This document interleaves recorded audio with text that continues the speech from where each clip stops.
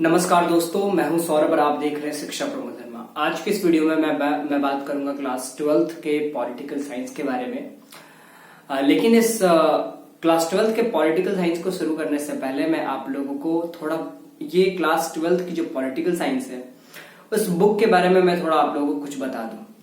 देखिए, ये जो क्लास 12th में आपकी पॉलिटिकल साइंस की किताब चलाई जा रही है वो एक किताब मात्र की चीज नहीं है, वो एक किताब ही नहीं है, वो एक ऐसी किताब है जो आपको आजादी से लेकर अभी तक की जर्नी का आपको एक सफर तय करवाएगा, आपको एक सही जर्नी जो है आपको एक सही यात्रा करवाएगा, आपको बताएगा कि किस तरीके से हमारा देश जब आजाद हुआ था और आजादी के बाद किस तरीके से भारत को एक नेशन बिल्डिंग में कितनी चुनौतियों का सामना करना पड़ा था, एक राष्ट्र को सही तरीके से निर्माण करने में किन किन बाधाओं की जो है आगे आकर खड़ी हो चुकी थी। इन सारी चीजों के बारे में हम अच्छे तरीके से बात करेंगे। जैसा कि आप ऑलरेडी जान चुके हो, क्लास 11th की किताब जब आपने पढ़ा तो आपने देखा कि वहां पे संविधान के बारे में बात किया गया और कई सारे ऐसे थ्योरी के बारे में बात की गई, पॉलिटिकल ऑर्गेनाइजेशंस के बारे में बात किया गया। यहां तक कि आपने क्लास 10th वाली जब आपने हिस्ट्री की बुक पढ़ी होगी तो वहां पे आपने देखा होगा कि नेशनलिज्म इन इंडिया की जो आपने जो टॉपिक पढ़ा था उनमें आपने देखा कि किस तरीके से भारत को स्वतंत्र करने के लिए, भारत को इंडिपेंडेंट कराने के लिए हमारे समाज में जितने भी सुधारक थे, जितने भी रिफॉर्मर्स थे, जितने भी हमारे लीडर्स थे और जो फ्रीडम फाइटर्स थे, उन्होंने कितनी मेहनत करी है, कितने लोगों ने अपनी जान को कुर्बान करी। तो ये सारी चीजें जो है यहाँ पे आप लोग को देखने को मिलेगी और आप देखोगे कि जब देश आजाद हुआ था तो आजादी के बाद भारत को एक राष्ट्र, एक नेशन बनाने में किन किन चुनौतियों का सामना करना पड़ा। इसके अलावा मैं इस किताब को उस जर्नी तक की बात बताऊंगा। इस किताब में वो सारी बातें दी गई है जो आज हम अपने एक समाज में रहकर एक छोटे से परिवार का एक उदाहरण लेकर हम इसको अच्छे तरीके से जान सकते हैं, समझ सकते हैं और बहुत अच्छे तरीके से हम विश्लेषण कर सकते हैं, एनालिसिस कर सकते हैं। तो मैं यहाँ पे एक बहुत ही सिंपल सा एग्जांपल लूंगा, बहुत ही छोटा सा एग्जांपल लूंगा, एक फैमिली का एग्जांपल लूंगा। क्योंकि हम कुछ भी बातें करते हैं, आप तो जैसा कि जान ही रहे हो कि आप एक ऐसे देश में रहते हो जहां पे लोकतांत्रिक व्यवस्था है और लोकतांत्रिक व्यवस्था की सबसे खास बात क्या है, वो ये है कि भारत जो है बिल्कुल ग्रासरूट लेवल से चलता है। डेमोक्रेटिक गवर्नमेंट, डेमोक्रेटिक रिजिम में बिल्कुल ग्राउंड लेवल से बात की जाती है, एक छोटे से डिसेंट्रलाइज्ड वे में बात की जाती है। तो उसी तरीके से हम कितनी भी चीजों के बारे में पढ़े, वो चाहे बहुत बड़ा ही क्यों ना हो, अगर जब हम उसे बहुत ही सिंपल तरीके से पढ़ना शुरू करते हैं, बहुत ही सिंप्लीफाइड तरीके से जब उसको हम रास्ते पे ले आते हैं तो हमें वो यात्रा बहुत ही आसान पड़ जाती है। जैसे कि अगर हम माउंट एवरेस्ट चढ़ने की अगर बात करते हैं तो माउंट एवरेस्ट अगर हम डायरेक्टली सोचेंगे कि वो 8,848 मीटर की ऊंचाई मुझे तय करनी है तो ये बहुत पॉसिबल हम लोग के लिए नहीं हो पाएगा। वो हमें बहुत इम्पॉसिबिलिटी का जो है एक साइन देगा, क्योंकि हमें लगेगा कि हम भाई उतनी ऊंचाई कैसे चढ़ सकते हैं एक बार में। हमें छोटे छोटे गोल्स बनाने पड़ते हैं, छोटे छोटे स्टेप्स बनाने पड़ते हैं और ये स्टेप्स, ये गोल्स जो है डिसेंट्रलाइजेशन का बहुत ही बड़ा एक उदाहरण पेश करता है। ठीक इसी प्रकार से जब देश आजाद हुआ था तो आजादी में भी भारत को कई ऐसी जो है प्रॉब्लम्स के बारे में जानना पड़ा, कई सारे ऐसे चैलेंजेस सामने आए। उन चैलेंजेस को भी पार करके आज देश हमारा सही ट्रैक पे चल रहा है। हाँ, तो मैं बात कर रहा था एक छोटे से एग्जांपल का, मैं एक परिवार की बात करता हूं। देखिए, जब कोई परिवार अलग होता है, जैसा कि आप सब लोग एक समाज में रहते हो और आप उस समाज में आप अपने आसपास, अपने अड़ोस पड़ोस या अपने घर में कई सारे बच्चे यहाँ पे ऐसे ऐसे एग्जाम्पल्स देखे होंगे जिनमें ये देखने को मिला कि वो परिवार जब बंटता है, हर परिवार में बंटवारा होता है। जब बंटवारा होता है तो बंटवारा में क्या होता है कि एक दल को अलग होना पड़ता है। बहुत ही रेयर ही, मतलब मैं उन एग्जाम्पल्स की बात कर रहा हूं जिनमें की जमीन जायदाद वो कुछ नहीं होती, या होती भी है तो उसके पास उसको बनाने की भार मिल जाती है, उस पे एक भार आ जाता है कि मुझे अब एक घर का निर्माण करना है। तो जब एक परिवार अलग होता है, तो परिवार जब अलग होता है तो उसके पास एक बोझ आ जाता है, कि हमें अपने फैमिली को कैसे चलाना है। ठीक है, तो ठीक इसी प्रकार से देश में भी एक बात आ गई थी। जब देश हमारा आजाद हुआ था तो आजादी के बाद क्या था, आजादी के बाद हमारा देश दो मुल्कों में बंट गया। ये जो इंडिया हम देख रहे हैं, जो एक यूनाइटेड नेशन हम जो देख रहे थे, वो एक अलग हिस्सों, दो हिस्सों में बंट गया, दो मुल्कों में बंट गया। एक तरफ पाकिस्तान हो गया और एक तरफ हिंदुस्तान हो गया। हालांकि इसके पीछे बहुत सारे रीजंस है कि पाकिस्तान और हिंदुस्तान क्यों बना, ये भी मैं बताऊंगा। और साथ में आप लोग को एक वीडियो की लिंक भी मैं बताऊंगा, जो कि आप लोग उस वीडियो पे जाके देखना। एक संविधान करके एक एपिसोड है और उन एपिसोड में आपको भारत के एक सही ढांच का इतिहास आप लोगों को मिल पाएगा। तो मैं कह रहा था कि हम अपने देश में, अपने समाज में रहकर एक एग्जाम्पल्स की बात करते हैं। वो एग्जाम्पल्स क्या है? वो यही परिवार है। जब परिवार अलग होता है तो वो घर बनाने की, उसे एक रैन बसेरे की आवश्यकता पड़ती है। उन्हें बहुत ज्यादा जरूरी होता है कि वो घर कैसे बनाए, कैसे अपने फैमिली को सस्टेन कर पाए, उसे अपने परिवार को अच्छे तरीके से चलाना भी है। इसके अलावा जब वो समाज में अपने घर की नींव रखता है, जब अपना घर बनाना शुरू करता है, तो घर बनाते वक्त भी बहुत सारी दिक्कतें आती है। आप ये भी आप लोग ऑब्जर्व करते होंगे।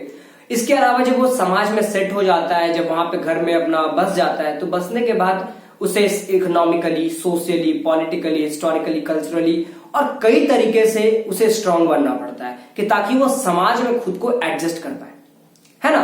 तो जैसे देश अलग देश से एक वार्तालाप करता है, एक्सटर्नल रिलेशंस बनाता है, बाहरी संबंध बनाता है। तो बाहरी संबंध क्या, हम उसे पॉलिटिकल साइंस में हम पॉलिटिकल हिस्ट्री के बारे में जब जानेंगे तो हम वहां पे देखेंगे कि कैसे देश जो है विदेशों से संबंध बनाया। आज हम जिस पैंडेमिक में जी रहे हैं, इस पैंडेमिक में कई सारे ऐसे देश हमारे साथ सपोर्ट में आए।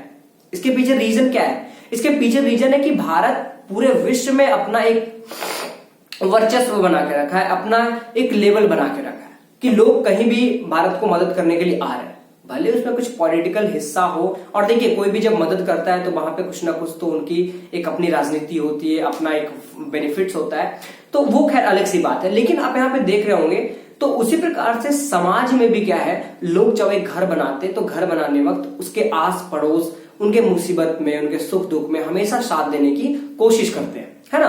तो यहाँ पे ये सारी बातें, तो ठीक इसी प्रकार से जब हमारा देश 14-15 अगस्त की मध्य रात्रि को जब हमारे देश को आजाद घोषित किया, जब हमारे देश के प्रधानमंत्री पंडित जवाहरलाल नेहरू ने जब देश को संबोधित किया कि हमारा देश आजाद हो चुका है, जब वो कॉन्स्टिट्यूएंट असेंबली में ये बातें किए, जब वो अनाउंस किए कि हमारा देश इंडिपेंडेंट हो चुका है, तो आजादी के ठीक बाद लोगों को जो जश्न मनाने की बात होनी चाहिए थी वो बिल्कुल अपोजिट हो गया। क्योंकि जैसे ही हमारा देश आजाद हुआ, आजादी के ठीक तुरंत बाद हमारे देश को बंटवारे की मार झेलनी पड़ी। देश दो मुल्कों में बंट गया, एक हिंदुस्तान और एक पाकिस्तान। पाकिस्तान और हिंदुस्तान बनने के पीछे एक बहुत बड़ा रीजन क्या होता है, मैं एक बहुत ही सिंपल सा एग्जांपल और देना चाहूंगा। जैसे कि आप देखे होंगे कि आप जब समाज में जब कोई परिवार अलग होता है, जब बंटवारे होते हैं घर में, तो बंटवारा ऐसे नहीं होता है। बंटवारा करवाने वाला एक तीसरा व्यक्ति होता है, वो घर में फूट डालता है।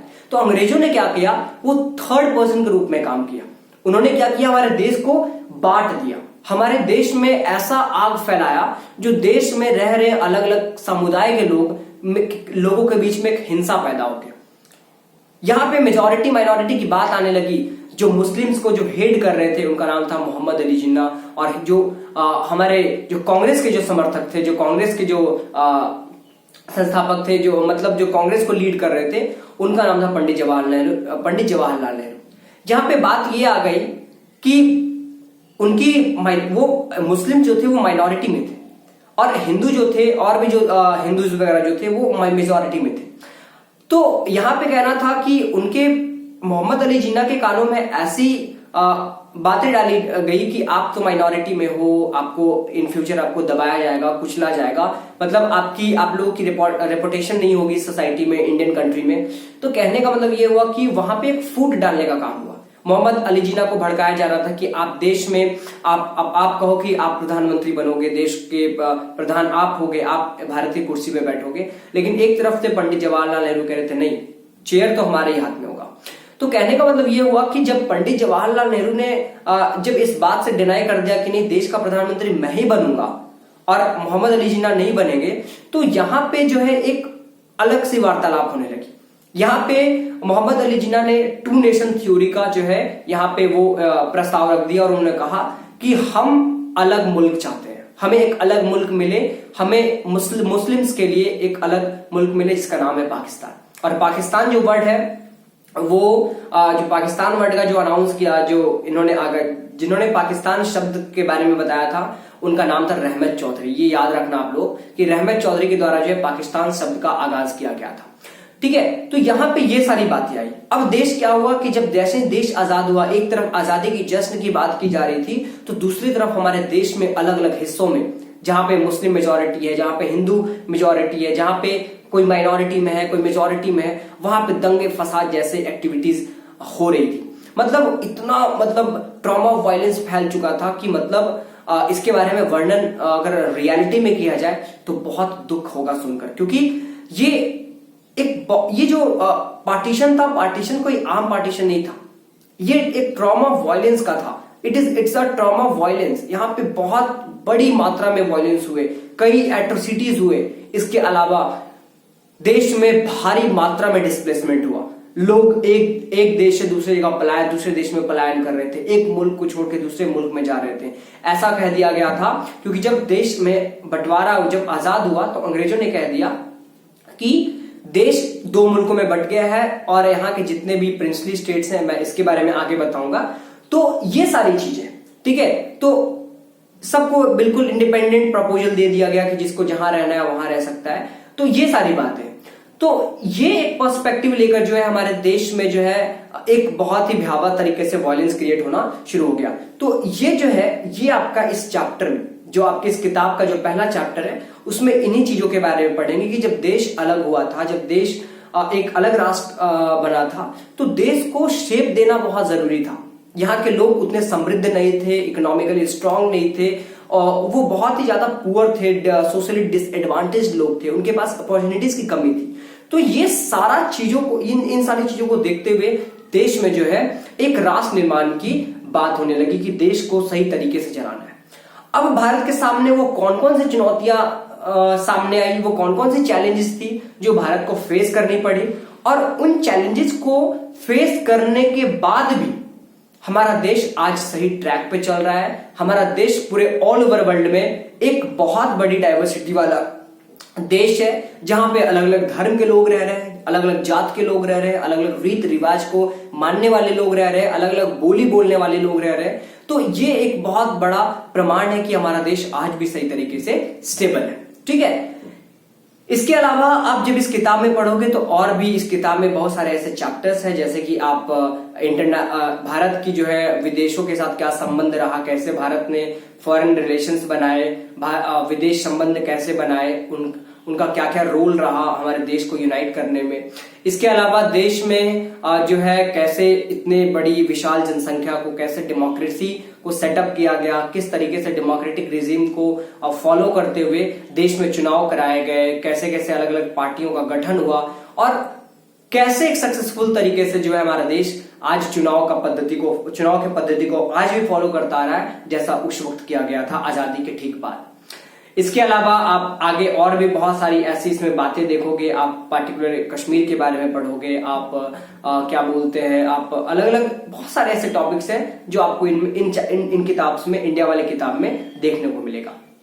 इसके अलावा जब आप इसके अलावा जो वर्ल्ड वाली बुक है, उसमें आप फिर वर्ल्ड वॉर के बारे में जानोगे, आप कोल्ड वॉर के बारे में जानोगे, ठीक है, आप सुपर पावर के डोमिनेंस के बारे में जानोगे। तो ये सारा चीज जो है आपको क्लास 12th में पढ़ना है। ठीक है, तो चलिए हम यहाँ पे शुरू करते हैं क्लास 12th की जो पहली किताब है पॉलिटिकल साइंस की, जिसका नाम है किताब का क्या नाम है, किताब का नाम है वो इंडिपेंडेंट इंडिया वाला, मतलब politics in India since independence, यानी politics in India since independence. इस किताब में हम बहुत अच्छे तरीके से हर चीजों के बारे में जानने की कोशिश करेंगे। तो इसका जो पहला चैप्टर है वो है कि चैलेंजेस ऑफ नेशन बिल्डिंग, कि भारत को निर्माण करने में कौन कौन से चैलेंजेस हैं। देखिए, जब देश हमारा 14-15 अगस्त के मध्य रात्रि को जब आजाद हुआ, तो आजादी के ठीक बाद देश में एक बहुत बड़ा चैलेंज जो आया था वो था पार्टीशन का। ठीक है, लेकिन पार्टीशन से पहले हमारा जब देश नेशनल मूवमेंट में इंक्लूड था, जब नेशनल मूवमेंट देश में चल रहा था, तब उस वक्त लोगों ने एक अपने आप से प्रोमिस करा था कि हम अपने देश को डेमोक्रेटिक फॉर्म ऑफ गवर्नमेंट के रूप में चलाएंगे। साथ ही अपने देश में जितने भी समाज में जो पुअर लोग हैं, जो सोशली बैकवर्ड लोग हैं, सोशली डिसएडवांटेज लोग हैं, उन सभी को हम लोग अपलिफ्ट करेंगे और देश को सही ढांच देने की कोशिश करेंगे। अब जब जैसे ही आजादी मिली भारत को, तो आजादी के बाद भारत में वो समय आ चुका था कि अब देश को उन प्रोमिसेस को फुलफिल करना था। ठीक है, तो वो जो प्रोमिसेस थे, तो ये सारे प्रोमिसेस को फुलफिल करना बहुत ही जरूरी था, क्योंकि देश में जो था ये सारी बातें अभी हो रही थी। ठीक है, तो अब जो चैलेंजेस आए भारत के साथ, उनमें से जो चैलेंज था वो था पहला चैलेंज, देश को यूनाइट करना, देश को एक नेशन, एक शेप देना। क्योंकि देखिए हमारा देश, जब हम इतिहास पलट कर देखते हैं, तो इतिहास जब पलट कर देखेंगे तो ये देखने को मिलेगा कि हमारा देश आज बहुत ही समृद्ध है। पहले भी समृद्ध था, आज भी समृद्ध है। समृद्ध in the sense, prosperous in the sense, हमारा देश आज भी एक बहुत ही बड़ी विविधता वाला देश है। यहाँ की डाइवर्सिटी बहुत बड़ी है, जो कि अन्य देशों में आपको नहीं मिलेगी देखने को। आप वर्ल्ड के मैप पे अगर देखोगी तो India is the most biggest diverse country in the world, right. तो ये सारी चीज थी। तो पहला जो प्रॉब्लम आ गया था, वो प्रॉब्लम था कि देश को क्या करना, देश को एक यूनाइट देना, देश को एक सही ढांच देना, शेप देना। और यहां पे कई सारे लोग ऐसी ऐसी बातें भी उठा रहे थे दुनिया में कि देश आजाद हुआ है भारत, लेकिन देश कभी यूनाइट नहीं रह पाएगा, देश कभी एकता के बंधन में नहीं बन पाएगा। यहाँ के लोग, अलग अलग जो धर्म के लोग हैं, अलग अलग जो जाति के लोग हैं, जो अलग अलग बोली बोलने वाले लोग हैं, वो एकता के रूप में कभी नहीं रह सकते। हालांकि आप आज साक्ष्य प्रमाण देख पा रहे हो कि आज हमारा देश एक सही ट्रैक पे चल रहा है। आज भी हमारे देश में अलग अलग धर्म जात के लोग रहते हैं। तो ये सबसे बड़ी एक चुनौती थी कि भारत को एक सही ढांच देना, भारत को यूनिफिकेट करना, भारत को यूनाइट करना। ये बहुत ही बड़ी चैलेंज थी और ये सबसे मोस्ट चैलेंज था। तो यहां पे क्वेश्चन आता है कि what are the 3 challenges of nation building. ठीक है, तो नेशन बिल्डिंग में वो कौन कौन से चैलेंज आए थे, जिनमें पहला चैलेंज मैं आपको बताया कि to shape a nation, nation को एक सही शेप देना। सेकेंड जो है वो था कि टू एस्टैब्लिश डेमोक्रेसी, डेमोक्रेसी को स्टैब्लिश करना, लोकतंत्र को स्टैब्लिश करना। क्योंकि हमारा संविधान, जो हम बात करते कि जब देश आजाद हो रहा था, तो आजादी से पहले कहा गया कि हम अपने देश को चलाएंगे कैसे। कोई घर जब अलग होता है और जब अलग होते हैं तो वहां पे एक नियम कानून बनाए जाते हैं, वहां अलग अलग नियम कानून की बात की जाती है कि हमारा घर जब चलेगा तो घर में ये सिस्टम होगा, घर में हम ऐसे बच्चों को पढ़ाएंगे, ऐसे करवाएंगे। तो देश को भी जो था एक नियम और कानून वाली दस्तावेज की आवश्यकता थी। वो दस्तावेज जो देश को सही तरीके से एक आईन दिखा पाए, सही तरीके से उन्हें दर्शन करा सके, उसे सच्चाई से रूबरू करा सके और उसे एक सजीव तरीके से चलने में मदद करे।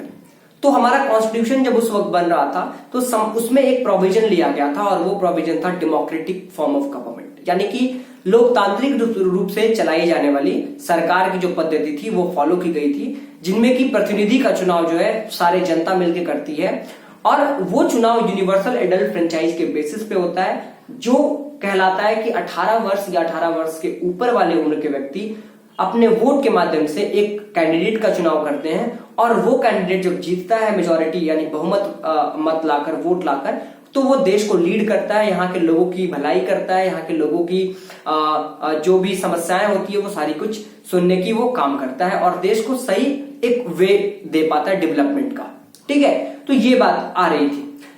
इसके अलावा जो थर्ड जो था, क्योंकि देखिए जब डेमोक्रेटिक फॉर्म ऑफ गवर्नमेंट लाई गई थी तो वहां पे कई सारे लोगों का ये कहना था कि भारत जो है मतलब डेमोक्रेटिक पद्धति पे नहीं चल सकता, क्योंकि हमारा देश एकमात्र देश ही नहीं था जो उस वक्त आजादी मिली थी देश को। उसमें कई सारे ऐसे देश थे जो अलग अलग रिजीम्स को फॉलो किए आजादी के बाद। कहीं पे वन पार्टी सिस्टम चला गया, कहीं पे मिलिट्री रूल चला गया, कहीं पे 2 पार्टी सिस्टम चला गया, कहीं पे राजाओं का शासन ही स्टैब्लिश हो गया। तो ये सारा था, लेकिन हमारा देश क्या किया, इन सारी चुनौतियों को सुनने के बाद भी, देखने के बाद भी वो डेमोक्रेटिक फॉर्म ऑफ गवर्नमेंट को अडॉप्ट किया और आज भी आप देखोगे कि लोकतांत्रिक तरीके से हमारा देश चल रहा है। और इंडिया को कहा जाता है कि India follows the biggest democratic regime in the world. Right? इसके अलावा हम देखेंगे थर्ड जो चैलेंज था वो था कि देश को एक वेलफेयर के रास्ते पे ले जाना, देश को एक वेलबिंग, देश को जो है देश में जितने भी सोशली डिसएडवांटेज लोग हैं, जो पुअर लोग हैं, जो बैकवर्ड लोग हैं, उन्हें अपलिफ्ट करना, उन्हें हर तरीके की मदद प्रोवाइड करना, मुहैया कराना, ये सारा जो था ये थर्ड चैलेंज था कि हम अपने समाज में कैसे लिटरेसी को बढ़ाएं। क्योंकि ऐसा कहा जाता है कि जब देश आजाद हुआ था और जब वोटिंग हो रहा था तो उस वक्त हमारे देश में इलिटरेसी बहुत ज्यादा थी, बहुत ही ज्यादा थी। देश में लोग पढ़े लिखे नहीं थे, देश में लोगों को बहुत सारी चीजों के बारे में पता नहीं था, उन साक्षरता दर बहुत ही कम थी। तो ये सारी चीजों को देखना बहुत ही जरूरी था, ठीक है। और मैं अक्सर हमेशा एक बात कहते आया हूं आप लोगों को कि आप लोग जो कुछ पढ़े उसे आप 4 वे में पढ़े। एक तो आप लोग उसे डिवाइड कर ले, इकोनॉमिक, सोशल, कल्चरल, पॉलिटिकल और मिलिट्री के बेसिस पे आप चीजों को क्लासिफाइड करें, जिससे आप लोगों को चीजों को समझने में बहुत ज्यादा आसान होगा। क्योंकि मैं अक्सर बात करता हूं कि डिसेंट्रलाइज वे में अगर हम पढ़ाई करेंगे तो वो हमारे लिए बहुत ज्यादा सुविधा देखने को मिलेगा और हम अच्छे तरीके से समझ भी पाएंगे, ठीक है। तो ये थी यहां तक कि मेरी वीडियो रहेगी ये वाली। आगे वाली वीडियो में मैं और जो इसके जो टॉपिक्स हैं उसको कवर करने की कोशिश करूंगा। तब तक के लिए थैंक यू, धन्यवाद। चैनल को अच्छे तरीके से सब्सक्राइब करें, लाइक करें, शेयर करें और कोशिश करें कि मैं और भी अच्छी वीडियो आपको देता रहूं, ताकि आप उन वीडियो को देखने के बाद आपको लगे कि वाकई में आप क्लास कर रहे हो। क्योंकि मैं जो कुछ भी पढ़ाऊंगा मैं बिल्कुल डेप्थ में लाके पढ़ाऊंगा। मैं ऐसा नहीं कि किताब की लाइन पढ़ूं और उसको हिंदी में कर दूं, ऐसा कुछ नहीं है। मैं बहुत अच्छे तरीके से पढ़ाऊंगा जो आपको जिंदगी में याद रहेगा, ठीक है। चलिए, थैंक यू। लाइक करिएगा, शेयर करिएगा।